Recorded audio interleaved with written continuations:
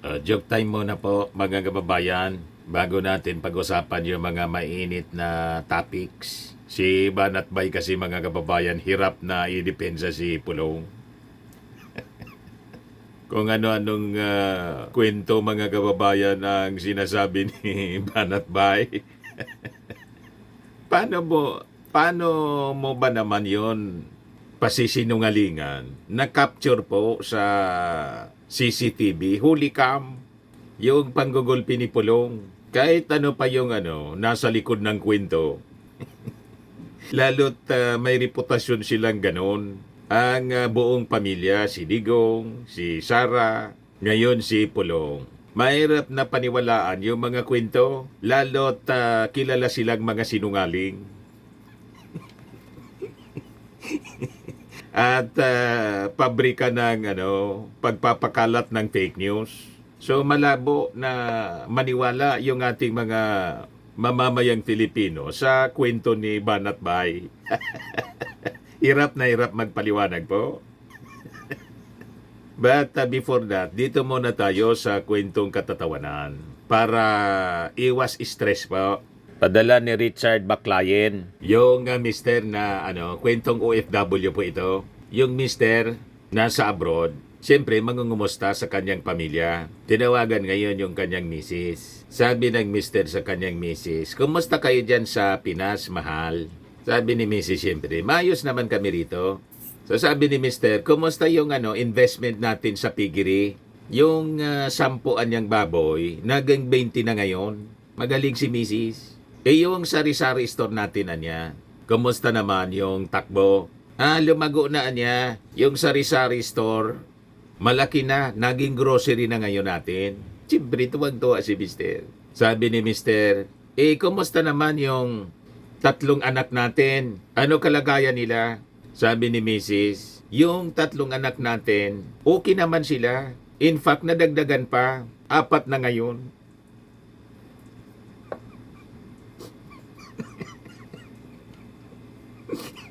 Lumago din.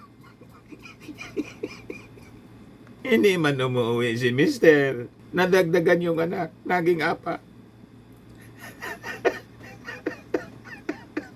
Magaling magpalago ng kabuhayan. Huwag tutularan si Mrs. Kawawa yung naghihirap na mister na OFW. Anyway, joke man lang po. Matik na. 200 pesos. Padala mo na lang yung GCash number mo. Ito na siya. Kasali ka na rin sa monthly draw natin. Pag nabunot yung pangalan mo, 5,000 pesos yung cash prize. Pag hindi, qualified ka pa rin sa December. Sa grand draw natin, 10,000 pesos na. So, ito na siya. Bueno, dito na tayo mga kababayan sa ating mga topics. But before pala natin pag-usapan yung mga topics natin, in-endorse na in-endorse yung ating number 1 senator, si Benhur Abalos, ni Vice Ganda. Huwag natin kakalimutan po, ipasok natin sa Magic 12. I-number 1 natin si Benhur Abalos. Kasi po si Benhur Abalos, siya yung pinakang qualified na dapat maging senador. Malawak yung kanyang karanasan. Hindi lang siya mga kababayan abogado na magaling, naging mayor siya, naging congressman, naging MMDA chairman at naging DILG secretary. Ganon kalawak yung naging karanasan sa public service ni Abalos. Ngayon, in-endorse na din ni Vice Ganda. Ayan pa.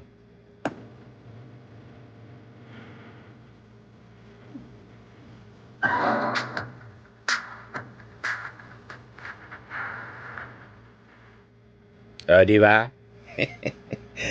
Maiksi lang yung yung kanyang political ads na ginawa, pero maganda po. Very catchy po. Sa mga magsasaka, ito lang. Number 1, papalakasin ko ang kapangyarihan ng NFA kasi tinanggal ito ng rice tariffication. Isipin mo, kung minsan baksak ang presyo, kawawa ka di magsasaka. Pero kung meron kang NFA na may sapat na pondo na siya na bibili sa iyo at siya na rin magbebenta open kasi hindi nila pwede ibenta, nakalagay ito sa batas, i-impact lamang nila, battery in terms of calamity. They can only sell it if there is a rice emergency. Tatanggalin natin yun. Isipin nyo, sabi nga ni Sir Kiko, kung libo-libong truck, buong Pilipinas, walang ginawa kundi bumili ng bigas sa mga magsasaka at binibenta mismo direkta sa mga tao. Naku po, masaya na magsasaka, kasama yung mga bibili dahil nakakabura sila. Hindi ba? Napakasimple. Let's just empower the NFA at yan ang gagawin ko. I will amend the rest of it.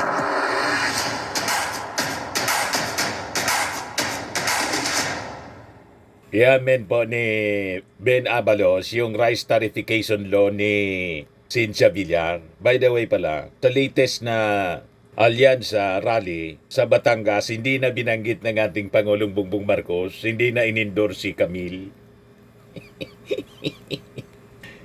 Tulad ng kanyang kapatid mga kababayan, hindi na minensyon yung pangalan ni Camille. Diretso na to. Ikaw ba naman magpa-endorse mga kababayan sa Vice Presidente na nagbanta sa ating Pangulong Bongbong kay First Lady saka kay Speaker Martin Romualdez, isasama mo pa? Tapos laking problema pa ng company na pag-ari ng kanyang kapatid yung Prime Water, laking perwisyo sa ating mga mamamayang Filipino. Kaya pinag-utos na ng ating Pangulo yung investigasyon. Biglang nag-react si Sara, pinopolitika daw ang gustong mangyari ni Sara. Dahil kaalyado, kahit bulok yung serbisyo, wag lang aksyonan ng ating gobyerno. May ganun talaga.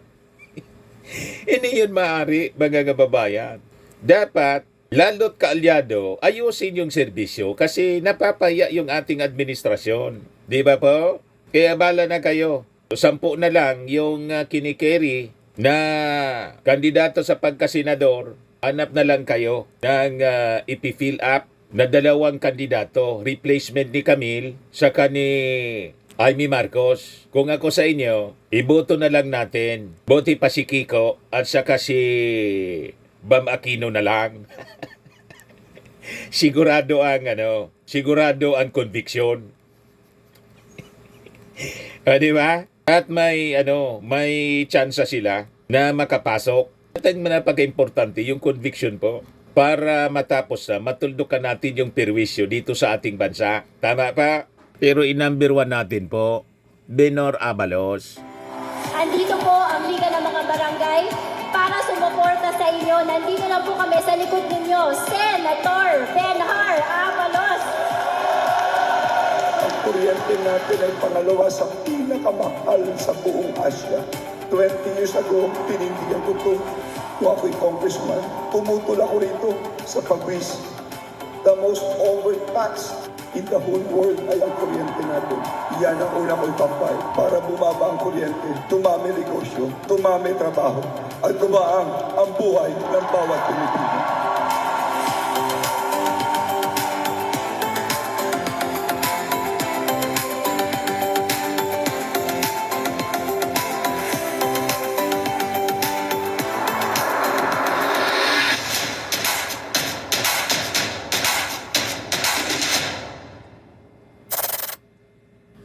Ayos na ayos. Ben Abalos, number 1, solid sa sa Senado. Dito na tayo, mga kababayan sa ating topic kasi hirap na hirap po si Banat Bay na idepensa si Pulong. Huli kampo sa CCTV.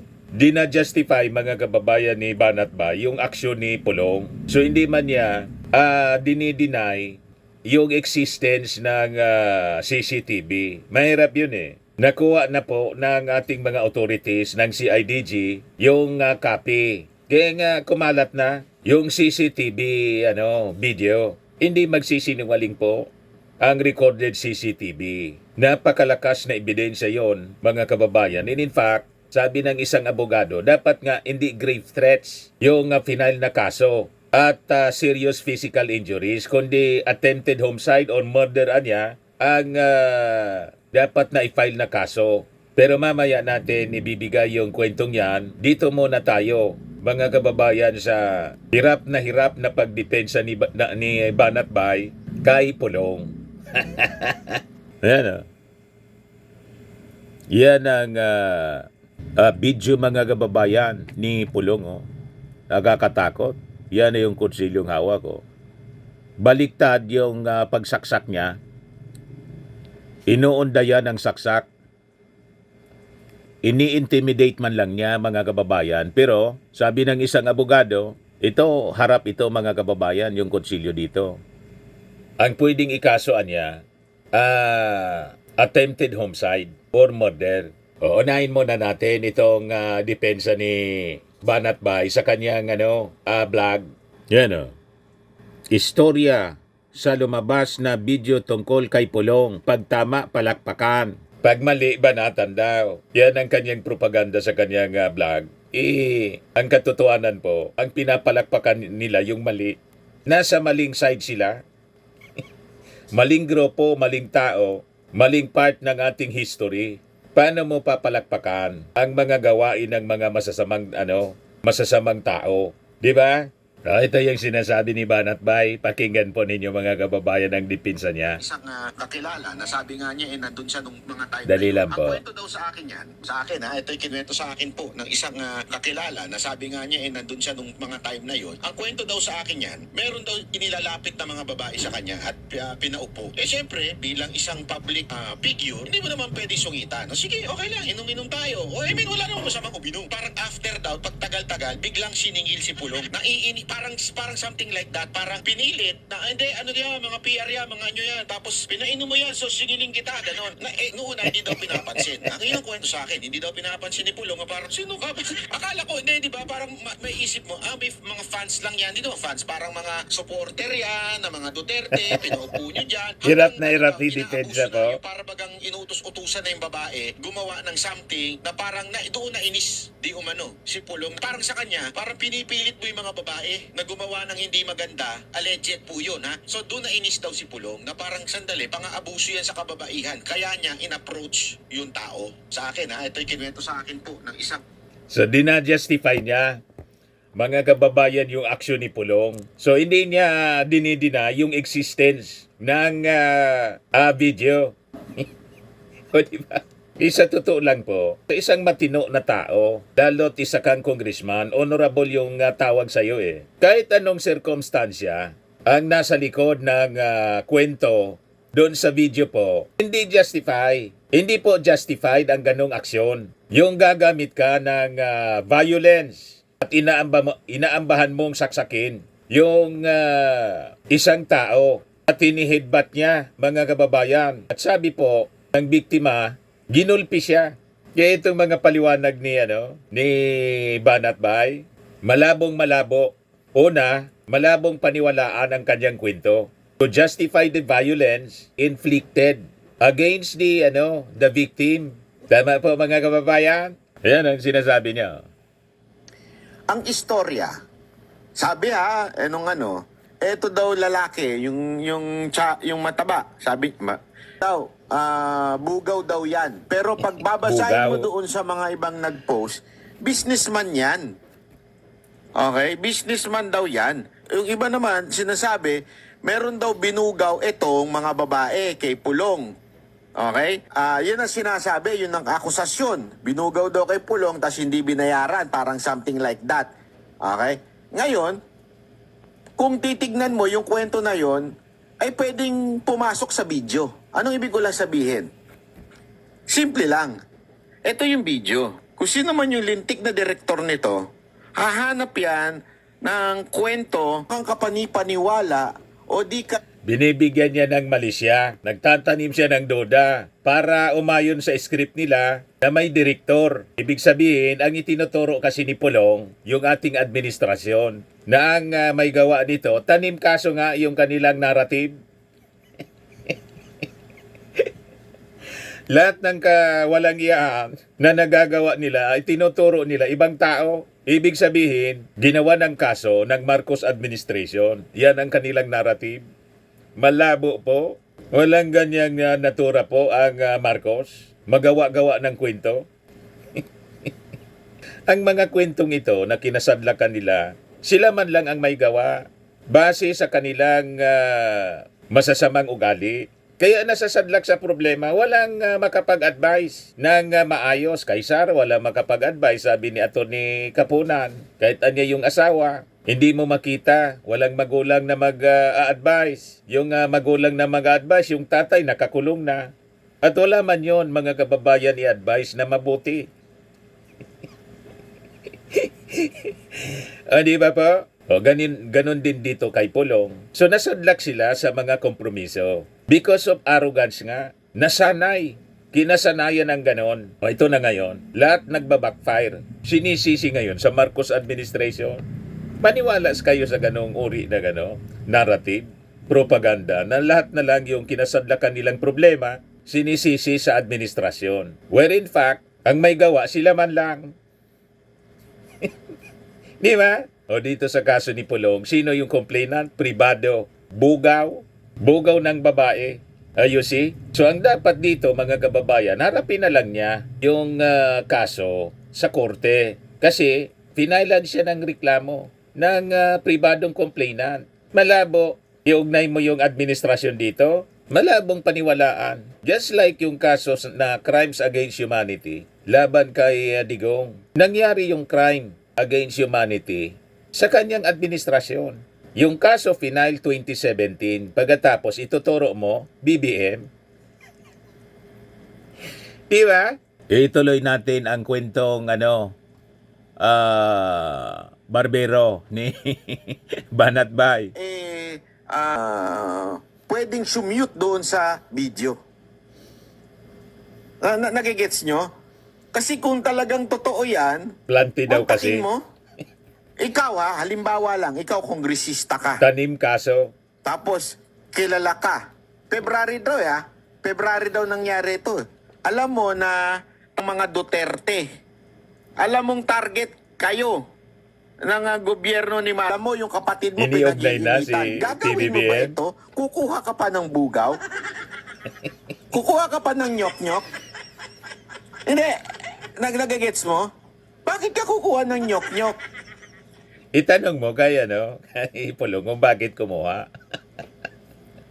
O, di ba? Kanyang kabulgar, gagawin mo sa bar. Di ba? I mean, sorry pero ikaw ay hindi naman simpleng tao.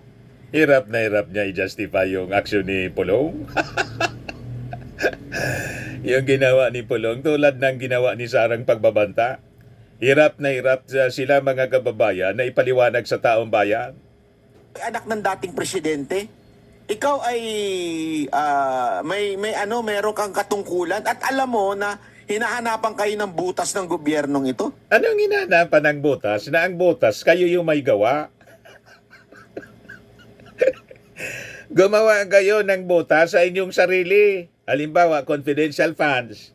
Sino bang yung gumawa noon? Binigyan na nga siya ng confidential funds sa budget niya. Pagkatapos, hindi man ginamit sa tama, sinabihan ba siya si Sara Duterte na waldasin yung Di ba hindi? Gamitin sa tama. Sino nag-audio kay Sara? Halimbawa, nabantaan niya yung ating Pangulo, the First Lady si Martin Romualdez, na siyang naging rason kung bakit siya na-impeach. May nag-audio ba sa kanya? Di ba sariling aksyon niya yon? In like manner ito, sino nag-audio? Alangan man si PBBM, inudyukan siya na kumuha ng babae. At nang hindi magkasundo ng bugaw, inudyukan si Pulong ng ating Pangulo ng gobyerno na gulpin yung bugaw. Yan ang pinapalabas ni Yan ang pinapalabas mga kababayan ni Banat Bay. Napakababaw ng kanyang mga argumento. Kaya doon sa debate ng mga legit na mga journalist kasama si Jose Castro, nakipagdebate si Banat Bay. Nagmukhang kawawa si Banat Bay. Lumabas yung pagkaingot. Pinangaralan po ng mga taga-UP.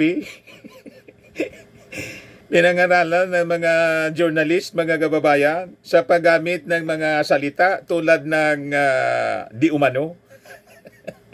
Yung allegedly po. So ganun sila, mga kababayan. Magtay-tay ng kwento para yung mga supporters nila na moron mapaniwala mga kababayan. O, di ba? Balikan natin yung sinasabi ni Banat Bay dito para marinig ninyo. Tapos, magtatapnyok doon sa bar. Hindi, isipin nyo na mabuti ha. Bakit hindi ka na lang magtago? I mean, siguro naman. Pinalis nga yung mga tao doon sa bar. Kitang-kita po sa video. I-replay natin yung video mga kababayan. Nasa loob. At sinaysay sa affidavit nang nagreklamo yung detalye kung ano yung mga nangyari before na humantong doon sa pananakit. Pag-amba ng pananaksak. Yan o. Yan o. Kita ninyo? Grabe. O, tapos ito, pinaalis po. Kasi siyempre, witness. Nilapitan itong siguro bodyguard dito ni Pulong. Yan o, nilapitan. Mga kuwan siguro, mga empleyado ng bar. First floor. Bar area o. Pinalabas po sila. Tapos itong mga bodyguards ito o. Yan, habang kinukumpronta at hiniheadbutt ni Pulong. Tapos inambahan ng saksak pero baliktad yung kutsilyo dito. Yan o. Sigurado nagmamakaawa. Yan o. Hiniheadbutt siya. Yan o. You see? Mga kababayan, napakalinaw. February 23 ito, nakat lang 2025. Sunday. Yan o. Yan o. Sinasaksak pero baliktad sa tagiliran o. Inahawakan yung kamay na may kutsilyo para siyempre depensa. So ang ganong aksyon mga kababayan, violent reaction or action, no amount of circumstances ang pwedeng i-justify. Ma-justify ang ganong aksyon ng isang honorable congressman. Tama po. Kaya itong mga kwento ni Banat Bay, malabo po. Gusto niyang i-justify ang aksyon ni Pulong. Malabo. Dito lang mga kababayan, pinapatunayan yung natura nila. Alam na ninyo, si Sara nambugbog ng sheriff. Si Digong kill. Kaya may crimes against humanity sa ICC. Ito ngayon si Pulong panggugulpi. You see? So with that pattern of behavior na nakikita natin sa kanila, hirap talaga na ipaliwanag. So mas maganda harapin na lang sa husgado and let the judge, mga kababayan, render his judgment kung nagkasala ba o hindi si Pulong. Tama po. Pero kung ang propaganda po ni Banat Bay, i-link yung ating Pangulo as if pinagkakaisaan ng gobyerno para siraan sila. Sabi nga natin mga kababayan, ang kasiraan nila, sila man lang ang may gawa. Walang paninira sa kanila. And in fact, ang ginagawa nila, self-destruction po. Sabi nga ng mga narinig natin na ina-analyze yung behavior ng mga Duterte. Ang pinakang worst enemy niya ng mga Duterte, una yung kanilang bibig at mismo yung kanilang sarili. The worst enemy nila. Kaya sila nasadlak sa ganyang mga problema. Tama po. Pero hindi man natin masisisi si Banat Bay, naghahanap buhay man lang po ito. Hanap buhay man lang po. Di bali mga kababayan magsinungaling ng magsinungaling basta kumita. Di ba? Yan man ang papel niya. Dito mga kababayan sa mundong ito. Mundo ng politika ni Digong. Kaya naintindihan natin kung bakit gano'n na lang siya mga kababayan at hirap na hirap magpaliwanag. Naman, meron ka mga alalay. Hanggang sa hotel ka na lang. Anong tawag dyan? Pa-show up ka na lang. Pa-show up ka na lang ng mga pokpok. Mga gawain nila. I mean, pucha, prominente ka, anak ka ng dating presidente. Tapos, yun nga alam masama mo, doon. delegates kayo ngayong mga Duterte. Gagawin mo isang kataranta doon sa isang bulgar na lugar? Publikong lugar? Diba? Sa loob nga ganun yun, ba hindi katanga man ito sa si publiko. Pulong para gawin yun? Tapos hindi ba niya alam na may CCTV sa bar na yan? Di ba? Pero kasi Nakalimutan siguro kasi sabi ng victim, yung complainant, si Moreno, ang pangalan yon, Criston Moreno, lasing na lasing si Pulong. Yun ang sabi doon sa affidavit mismo, sa CIDG. Kaya dapat, si Pulong mag-affidavit. Tapos, kung gusto ni Banat Bay, magtestigo din siya. Kaya lang, wala man siya doon. Tingnan natin kung tanggapin yung mga argumento niya at mga haka-haka na malinaw na propaganda po para isabit, i-implicate yung ating Pangulo na pinalalabas, pinagkakaisaan sila. Ba't mo isisisi yung mga maling gawain ninyo sa ating Pangulo? Wala man dyan kinalaman, busy-busy yung ating Pangulo sa pagsasaayos ng ating ekonomiya ng ating bansa sa kasakampanya ng alyansa. Tama pa? Anyway, ituloy natin yung mga argumento ni Banat Bay. alam ko yung meron sa akin ng totoong kwento na nangyari. Diyan. Ang totoong kwento daw, sa akin ito'y kinuwento sa akin po ng isang kakilala niya, nandun siya nung mga time na yon.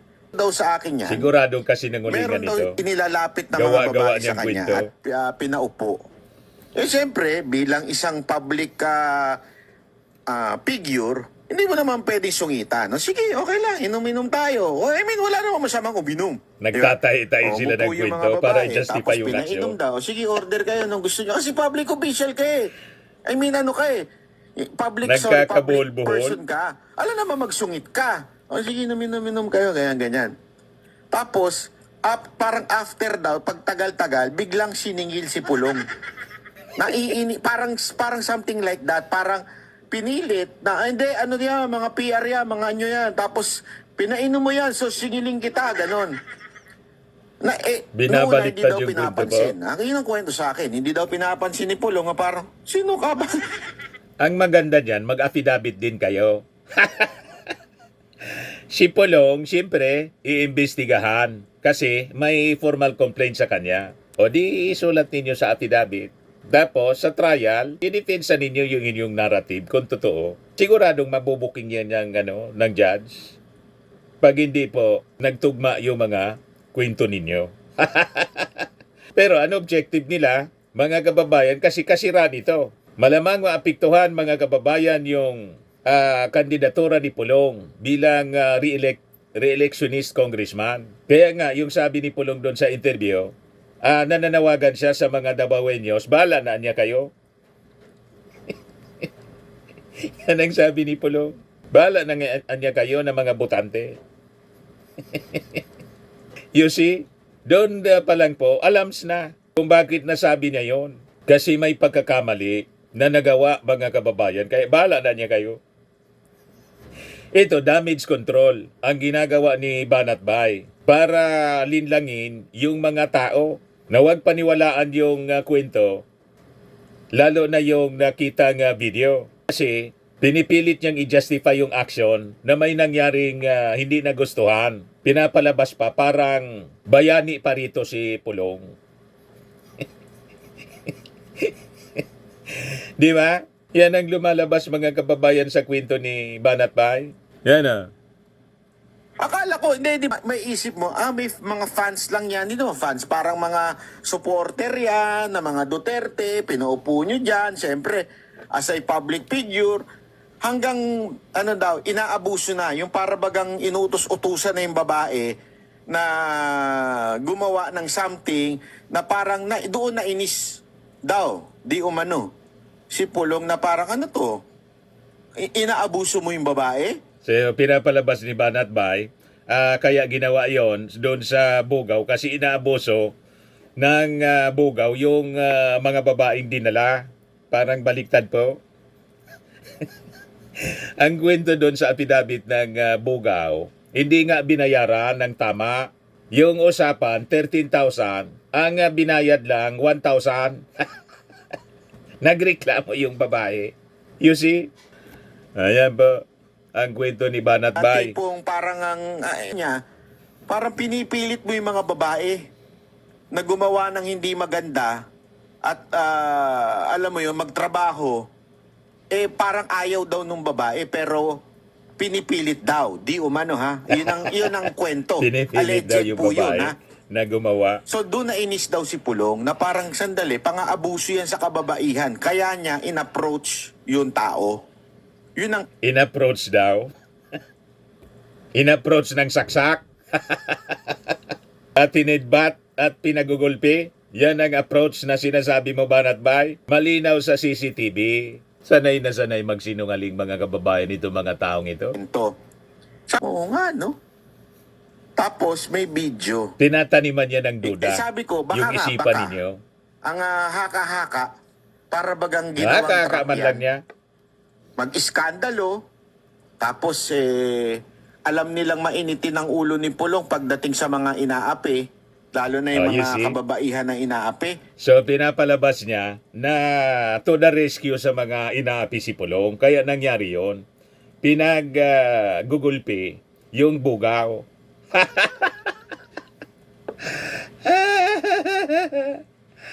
Ayaw na ayaw ninyo. Ang asawa po nito, matindi ho. Hindi, walang biro. Alam ko Ang alam ko po pag alam. Alam ko po, correct tapos me if hindi I'm wrong, alam. Pero alam ko ang asawa ho nito, Muslim eh. So yung respeto sa mga kababaihan, napakatindi ho daw ni Pulong. So ibig pong sabihin, nung nakikita niya para bagang dinidisrespect na yung mga babae, pinipilit na sa isang bagay na Malamang gulpi yung abote ni Pulong doon sa kanyang asawa. Kaya ito, nilalabas na propaganda para mapagtakpan mga kababayan yung kwento. Kasi siyempre, sinong asawa, kahit pa hindi Muslim, ang magugusto sa ganitong kwento na gumamit mga kababayan ng mga binubugaw na babae, itong si Pulong. Yan ang laman ng affidavit ni Moreno. Di ba po, mga kababayan? hindi tama, doon na inis si Pulong. Nag-init ang ulo. So kung meron mang siguro, kung meron mang pagkakamali, siguro yung pag-iinit niya ng ulo. Pero sa akin po kasi, kung ako din ho yan, yung So, babastusin admitted yung niya. babae. Hindi, ito walang biro ito Ako, Madaling inis na sabi, inis pa totoo naman yung ako video. sa mga ganyan yung mga Kino-confirm minamata, nila. mga kababaihan. Baka ako din mag-init ng ulo. Baka Ginajustify na niya right din na okay lang Hindi, yung kung ako mag-init yun, ng ulo at ganong ako aksyon. sana, siyempre, I would Mga kababayan ni Pulong laban doon sa sabi bugaw. pray that I would have patience at that very, very moment. Pero hindi ko masisi si Pulong eh. Kung iinit kasi public official ka eh. Tapos isasaksak sa'yo yung babae kesyo So dina-justify na yung violence mga kababayan na ginawa ni Pulong doon kay Moreno. pilitin mo sa harapan ko. Malabo po natanggapin yan ng ating mga mamamayan. No amount of circumstances would justify that kind of action from a public official. Lalo congressman honorable ka. Gagawin mo yon. Kaya nga, malamang ma-ethics committee mga kababayan itong si Pulong. Sa harapan Kongreso. ko pa, pipilitin mo yung babae na magtrabaho para sa akin. Doon daw nagalit si Pulong. Kaya ganyan ang kanyang reaction. Ang ibig sabihin ni Banat Bay na pinilit ni Moreno nung bugaw na magtrabaho yung babae para kay Pulong. Yung serbisyo ng isang binabayarang babae, pinipilit daw. May ganung kwento. Tuloy natin. Na parang inaano niya. Ko nga naman. Hindi natin. Kaya nga sabi ko sa inyo, we do not know. But sure. Etong We do not ganitong know. video Pagkatapos, doesn't- this is for sure. Kita ninyo? Bangga-bangga yung mga argumento. Mga statement ni Banat Bay. We do not know. Pagkatapos, this is for sure. Hindi mo alam, pero sigurado ka. Paano ka nakasiguro sa isang bagay na hindi mo alam? Yan sabi ko sa inyo, nagkabulbul na si Banat Bay sa kakadepensa dito kay Pulong kasi alam nyo na, recorded sa video. of anything Di ba? Na masasabi mong, kasi ang pinalalabas nila, ako, ito observe this. Una, late, bakit niya ilan lumabas yan? During the campaign. Malinaw naman po kung bakit late. Sinabi doon sa affidavit na nangyari ito February 23, 2025. Natakot daw siya eh. Kaya nga, pati yung medical certificate, hindi na siya nakapagpa-ospital. Kasi siyempre, susundan siya. Ma-influensya eh. Ngayon, ang ebidensya na nai-present na lang yung CCTV video. You see? So that is normal. Kahit sino, magdadalawang isip. Ngayon, nagkalakas loob. Bakit? O di itanong ninyo kung bakit naglakas loob na lang siya na magreklamo pa rin. Siguro para tuldukan ang mga abuses na nangyayari dyan sa Davao involving yung pamilya. You see? Baka yun ang motibo. Hindi natin alam. Isa-sa-isay na lang yan. Mga kababayan, nung si Moreno, yung bugaw, doon sa Husgado during the trial. So abangan na lang po natin. Pangalawa, tugman-tugma doon sa Oplan Horus. Yeah? Oplan Horus. Tandaan ninyo, lumabas yung Oplan Horus, bago yan. Yung Oplan Horus po na sinasabing may plano yung alyansa para siraan yung mga Duterte po. Fake pala yun. Mamaya ibigay ko po sa inyo itong binabanggit niyang Oplan Horus na nagreklamo mga kababayan mismo yung nakapirma doon sa alleged Oplan Horus. Pinailan po ng cyber libel case yung Manila Times. You see? Piniki po yung pirma ni Dalipe, Congressman Dalipe. Yan ang binabanggit dito sa Oplan Horus na binibigyang mali siya. So, lahat fake yung pinagagawa nila. Pangatlo, aside from that, very masyadong yung style na ganito, yung bigla na lang may mga ganyan lalabas, halatang may dinadivert na issue. Di ba? Meron pong iniiwasang issue. Ano kaya yun? Yung kaya yung gold? Di umano na... Yung kwento na gold ni Harry Roque. Ibasang-basa na po yung papel ni Harry Roque. Another fake source of news. Fake news yung tungkol doon sa money laundering daw. Yung mga nagbabalita po, may connection sa China at mga DDS pages po yung nagpapakalat. Malinaw na yung strategy nila tulad ng pagpakalat sa pulburon video yung fake. Lahat kapikian mga kababayan ang ginagawa nila. Ang patunayan ninyong fake, yung video ni Pulong, yung CCTV video, patunayan ninyong fake. Yan ang challenge sa inyo ngayon. Tama pa? O ngayon, doon tayo sa binanggit ni Banat Bay na Oplan Horus. Ano to? Ito yung pinapakalat nila na tungkol sa Oplan Horus. Hashtag Oplan Horus, si Congressman Paulo Pulong Duterte. Pangunang salita po, ito'y fake po ito. Baka paniwalaan ninyo. Pinipresent ko sa inyo yung fake document na ginagamit nila ngayon sa propaganda para siraan yung administrasyon. Ginamit pa yung alyansa ng Bagong Pilipinas, Mid-election final campaigns sprint action plan, Lakas CMD meeting Tuesday, April 22, 2025. Yan yung schedule ng meeting. Pagkatapos, ito yung sinasabing Oplan Horus. As the leader of Alyansa para sa Bagong Pilipinas, PBBM continues to be attacked and smeared by Duterte's evil forces. His kindness and tolerance should not be exploited by the opponents, and his reign shall defend by every beneficiary of the Alyansa. According to the President's instructions, Lakas CMD will continue to advance the Oplan Horus as a staunch ally to maintain the Alyansa's advantage post-midterm election. What we have accomplished, sabi dito, sa fake document na pinakalat nila. 1 year after the Oplan Horus formulated, the Alyansa has made encouraging progress.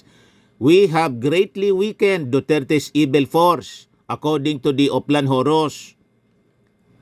With the optimistic midterm election situation, we are confident that DOTS will not be able to challenge the PBBM's leadership before 2028. We have accomplished how to defend. 1. Set up a core campaign team to include SP Martin, President Tamayo, Congressman Toby Chanco, and Congressman AG, etc. Ano pa daw? Sabi rito, align with more parties, ensure the centrality of PFP, while align with Lakas in UP, Nacionalista, and NPC, etc. Number 3, endorse BIP candidates Kong Erwin Tolfo, Senator Ping Lacson, Senator Manny Pacquiao, Senator Bong Revilla, Senator Lito Lapid, Mayor Abby Binay, etc. Number 4, raise campaign funds. Kong Saldico prepared 8 billion pesos budget to cover rallies and logistics as well as cash in propaganda fees. Number 5, use policy tools like exemption of rice tariffs and improvement of uniform personnel's remuneration packages. Number 6, information campaign, reactive social network established during 2022 national election in absorb more SOCMED influencers. How to attack? 1. ICC arrest plan, PNP, PEDA, HRC, Congress work with Senator Trillanes for ICC investigation to obtain arrest warrant for Duterte and successfully arrested and transferred him. 2. Domestic investigation, the House DOJ, NBI, COA, AMLAC's ongoing investigation on drug war and CF cases, confidential cases, fund cases. Number 3, launch impeachment. The House launched and passed the impeachment complaint against Sara in the support of soft budget, AIX, AKAP, TUPAD. Number 4, weaken the DOTS alliance. The action plan against Kibuloy and his KOGC is completed. Therefore, squeeze DOTS campaign funds. Number 5, counter disinformation, fight back Duterte and KOGC by information campaign on drug war, smuggling, and private military. Following strategies and moves. 1. Speed up impeachment on Senate using FLR to win Senate votes through speeches. 2. Pull down booming ratings of DOTS candidates due to the Duterte's arrest. PNP, PEDA, HRC, Congress to work with ICC for investigation and arrest warrant for BG and De La Rosa. 3. Carry forward domestic investigation. The House, DOJ, NBI, COA, AMLAC investigate drug war and CF cases. 4. Disqualify key candidates. File drug and murder cases against Duterte, Polong, BG, and De La Rosa in local courts and disqualify them in COMELEC. Fund Carlo Nograles in his campaign. Number 5, counter disinformation, shut down DOTS, fake accounts. Number 6, freeze DOTS assets. Ang nakapirma po rito, Executive Vice President, Lakas CMD, Manuel Jose M. Dalipe. Ngayon, piki daw ito, mga kababayan, sabi ni Dalipe, nag-file siya ngayon ng kaso. In other words, yung sinasabing Oplan Horos, gawa-gawa man lang po nila para siraan yung ating administrasyon. Malamang ito yung nakita ni Amy Marcos at kanyang pinaniwalaan din na may plano talaga niya para siraan yung Duterte. Di ba yun sinasabi? Siraan daw si Sara para hindi na makakandidato sa 2028. Ngayon, pinablish po ng Manila Times. Para lang alam ninyo kung anong minimensyon ni Banat Bay na Oplan Horos, na yun ang pinaniniwalaan nila, na malamang, sabi ko sa inyo, lahat ng pinaniniwalaan nila, gawa-gawa man lang nila, sila yung may gawa para siraan po yung ating administrasyon. Hindi na nakatiis po. Sige, ginamit yung pangalan ni Dalipe. Ito na ngayon yung balita ng Net25. Kailan ba to? Mga 2 days ago yata ito, mga kababayan. Dalipe, kinasuhan ang Manila Times. Yan dahil sa Oplan Horos na pinablish nila, na nandun yung pirma niya Pakinggan natin mga kababayan yung report ng Net25. Ayan po. Para maintindihan lang ninyo kung ano ang binabanggit ni Banat Bay. Samantala, ng isang pahayagan sinampulan ng cyber libel ng isang leader ng Tamara. Si Vic Somentak sa detalye ng balita. Sinampahan ni House Majority Leader Zamboanga City Representative Manix Dalipe ng kasong libelo ang publisher, directors, editors at writers ng daily broadsheet na The Manila Times. Ang kaso ay nag-ugat sa artikulong inilathala ng The Manila Times na nakabatay umano sa leaked document at pineke ang perma ni Dalipe hinggil sa Oplan Horus o Operation Panggigipit kaugnay sa midterm election campaign attack plan para iporsige ang impeachment case laban kay Vice President Sara Duterte, diskwalifikasyon sa kaalyadong kandidato. Binigyang diin ni Dalipe ang artikulo ng The Pineke Manila yung perma ni Times Congressman laban Dalipe. sa kanya ay defamatory, malicious at naglalayong ilagay siya sa public ridicule and contempt. Ang mga respondent sa kampanya Dalipe laban sa The Manila Times ay sina Dante Francis Ang II, publisher, kasama ang mga directors na sina Michael Alexander Ang, Ana Marie Thompson, Dante Ang, Maria Preciosa Monica Devi Ang, Joanna Paula Devi Ang, Michael Denis Saludo at Joseph Noel Estrada.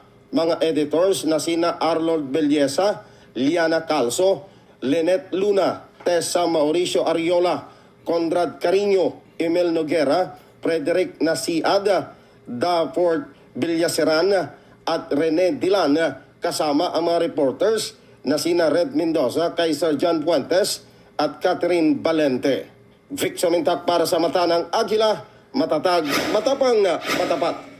Ganon sila katindi po. Pati mga dokumento, gumagamit sila ng mga tao. At ang ginamit pa, yung pirma piniki, yung pirma ni Dalipe. Kaya nag-file ng kaso, cyber libel. Pinablis po sa The Manila Times. Yung leaked document na sinasabi na PK pala yun.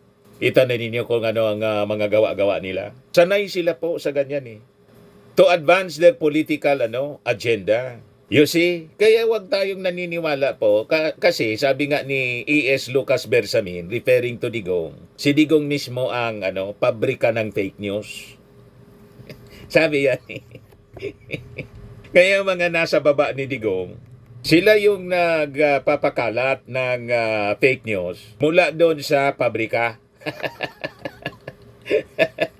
At kasama dyan, mga kababayan, yung bagong pinapakalat ni Harry Roque, yung tungkol sa gold ng Marcos. Money laundering daw.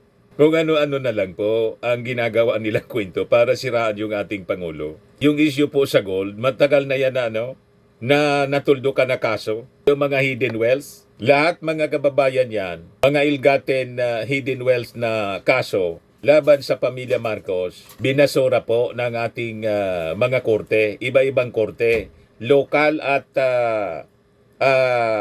foreign courts sa Amerika, sa Swiss, ganon. Masanay na po tayo. Nire-recycle nila yung mga issue laban po sa ating Pangulong Bongbong Marcos. Hindi man po sila magtatagumpay sa ganyang mga uri ng propaganda paninira. O ngayon, si Pulong po, sabi ng isang abogado, dapat hindi grave threats at serious physical injury yung kaso, kundi attempted murder or homicide. Yan yung balita kahapon. Abogado.com.ph, lawyer says Paulo Duterte should face attempted homicide charge. Sabi yan ni lawyer Jesus Falsis. Sabi dito sa balita, Falsis noted that Duterte was seen taking out a knife in the alleged video of the incident posted online. He should be charged with attempted homicide or murder, sabi po ni Tony Falsis. He called Duterte crazy over his actions. Duterte said the filing of the complaint was part of dirty politics in the Philippines. Yung dirty politics po, sila ang may gawa. Si Sara mismo yung nagsabi doon sa meeting sa Tondo with Isko Moreno. Kaya niya daw na dalhin sa kanal. O yan ang laban daw, kaya niyang dalhin sa kanal. Yun ang dirty politics kasi ang kanal po talagang marumi. Literal na marumi. ang kanal. Siya yung may intensyon. Sinabi niya, dalhin ko niya, kaya ko niyang dalhin sa kanal ang laban. Kaya ang pinagagawa niya sa kampanya, manira ng manira, wala man plataforma ng kanyang grupo sa PDP Laban ang sinasabi. Basta't pinagsabihan niya si Congressman Valeriano na malaki yung leeg, nilait ng nilait, tapos pati si Abante, tapos si Congressman Joel Chua gustong saksakan ng mansanas mga kababayan sa lalamunan hanggang mabilaukan at mamatay. Yan ang dirty politics na malinaw. Tama po mga kababayan. At itong ating programa mga kababayan, atid sa inyo nitong ating mga sponsors. Fairmax Firming and Lifting Cream. Pinapay po sa mga pulses in affected area. Mainam po ito sa mga pains at paninigas ng mga kaso-kasuan. Ito sa mukha naman yung application, anti-aging, Automax po siya. Ito ay Glow 60 mga kababayan. Whitening po siya. Made in South Korea. Ito naman po, Ningxia Red Mix Fruit Drink. Gawa po siya sa goji berry. May anti-cancer properties po siya. At sa mga nagana po ng malinis and spacious fitness gym, pumunta lang po kayo sa aming Colossal Fitness Gym. May Grab Car Rental din po kami. At bills payment po sa aming office. At saka sa mga mahilig po sa mga imported bags, manood po kayo sa live selling ni Madam Aileen Rosales sa kanyang Aileen Closet po. Pati mga shoes, ito yung kanya po. Ito yung kanyang page. Kita ninyo, napakagandang mga online selling po siya. Si Madam Aileen Rosales. At cellphone number niya po, 773-798-7816.